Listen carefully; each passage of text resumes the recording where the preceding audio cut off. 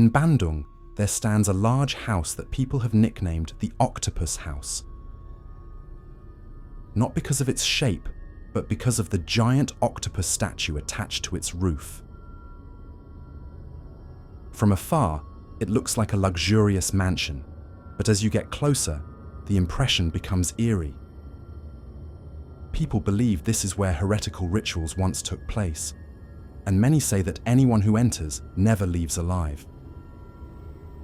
That night, I decided to find out for myself. As I stood in front of the house, the hairs on the back of my neck stood on end. The rusty iron gate seemed to be holding me back. All around me was silence and the sound of crickets chirping at night.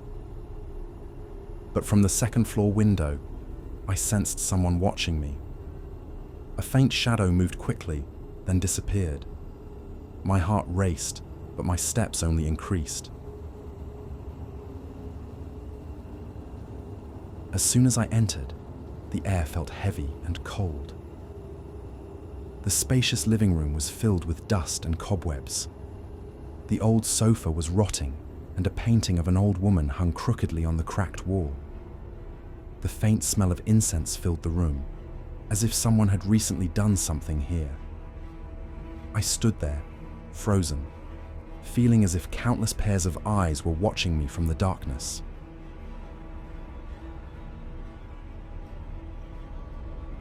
My footsteps continued down a long hallway. An old chandelier swayed gently despite the lack of wind.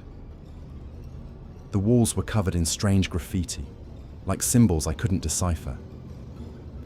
The wooden floorboards creaked with every step, the echoing sound adding to the sense of dread. As I was about to turn around, I saw something move at the end of the hallway, a black shadow darting quickly and then disappearing into another room. I arrived in a strange room. The floor was covered in melted black wax, while the walls bore the same symbols as in the hallway. There was an old wooden table in the center, with a broken bowl filled with dried red liquid. People said this was where they performed their rituals. As I stared at the symbol for a moment longer, the extinguished candles suddenly lit themselves, one by one. I froze, my body trembling.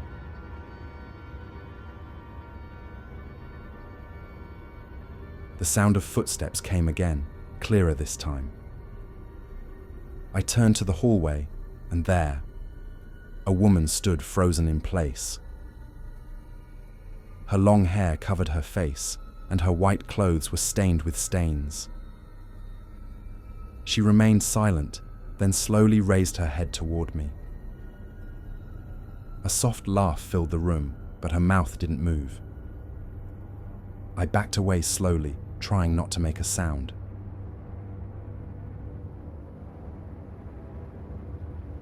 Suddenly, the door slammed shut behind me with a loud bang.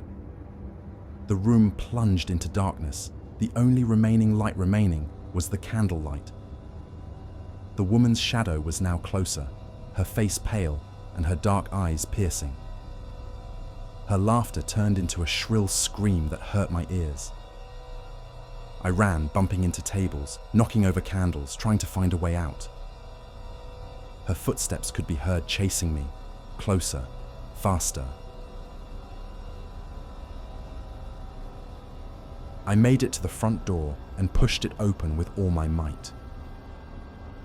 The cold Bandung night greeted me again. I ran without looking back, leaving the house. From a distance, the woman's laughter could still be heard, echoing in my ears. That night, I swore I would never again approach the Octopus House, and to this day, every time I pass by that area, I always lower my gaze. It's as if the giant octopus on the roof is still watching me.